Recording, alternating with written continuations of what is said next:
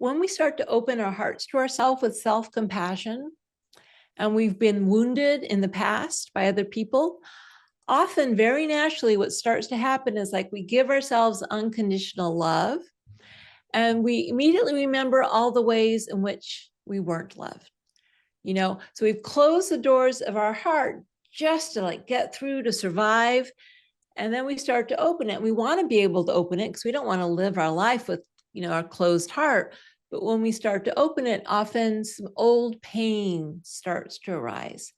There's a term for it. It's called backdraft. It's like, when a house is on fire and you fling open the doors and the air rushes in and the flames rush out. It can feel like that. It happens for everyone, but especially if we have trauma, and especially if that's early trauma.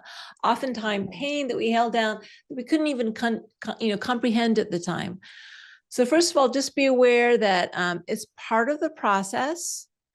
It doesn't mean that you're doing it wrong. It actually means you're doing it right. It means you're starting to open your heart. The pain is starting to be released, to be healed.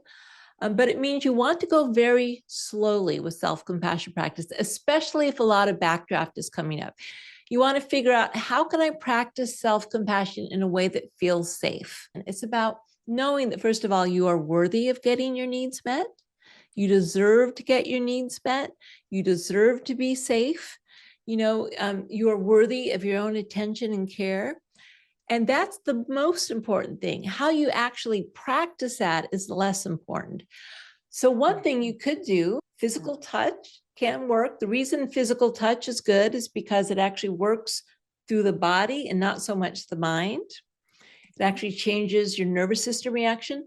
So you could play with different types of touch to see if you can find one that helped you feel safe, and do that as a gift to yourself.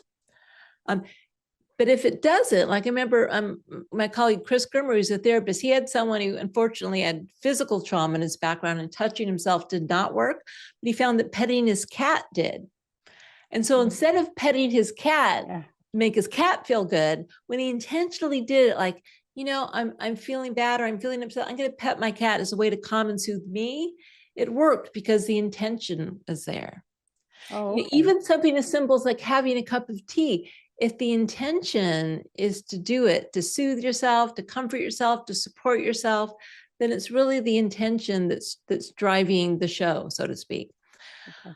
So it can be touch, it can be language, taking a walk, but really ask yourself, how is this landing for me? Am I having a lot of backdraft? Do I need to go slower? It's not like a race.